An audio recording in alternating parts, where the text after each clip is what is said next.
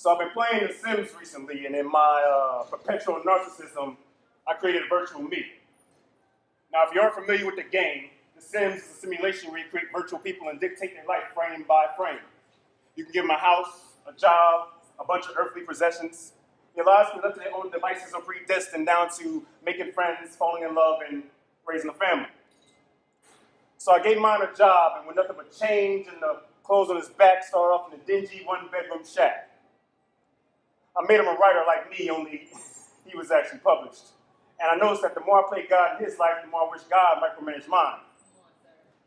The game was made to mimic our baggage-free dream lives, but let's postpone that part of the story. I'll get back to it. I have to preface a bit with some facts of my own. Show of hands. You ever met the one? One person? All right, anybody? You got the one? All right. I have two.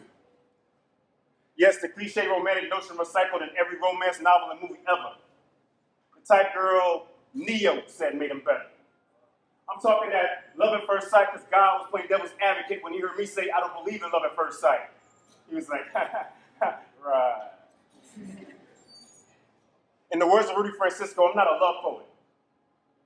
But here's my attempt at it. The one for me was like the one in the Matrix trilogy. Willing to risk it all just to bask in the glory of her Holy Trinity. Being with her was like, shut, she was good for my soul. Food like grandma's mac and cheese. My love, I can't sing y'all by the way. I mean, you with candy go to raindrop. She was my soul for real. She was my cinnamon apple. And I was jacked up the challenge of being able to handle just one spoonful of her. While I was with her, I was in my own zone. The one enabled me to be comfortable in my own skin tone. Even though I was older than her, she had me feeling grown like a giant in Jack's beanstalk. I fell for her like I imagined a giant did as his booming feed, five, fold, thumb, short off into a sickening. You ever met those couples so in love it makes you sick and you just want to shove their faces in mud?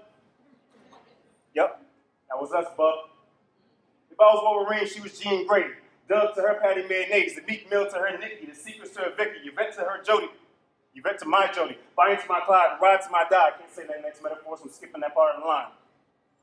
She had me fiending for her love like Josie, even though I tested her work like a crackhead. I've been making these references slightly humorous because the true story is one of pain and loss. Lost the only one other than God and my mama who loved me unconditionally. They say the ones who smile the hardest hurt the most, so I laughed at my pain like Kevin Hart. But a little more foolishly, but a little bit more harder because I was foolish enough to break my own. That's a story for another poem. So are the Sims and the one related. So I'm weeks into improving Sim Me's life. Made him earn a two-section house with a divided by a patio with a pool in the middle.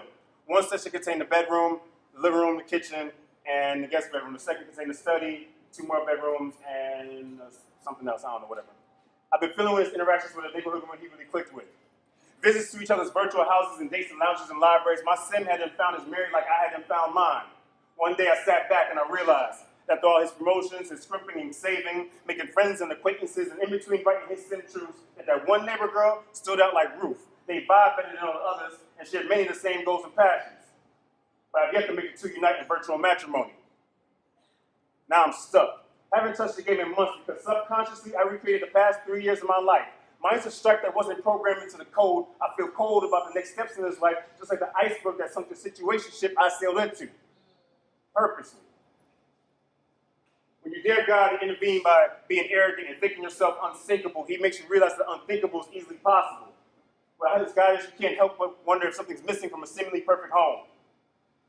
And it sucks because it took a video game for me to realize why God didn't want Adam to be alone.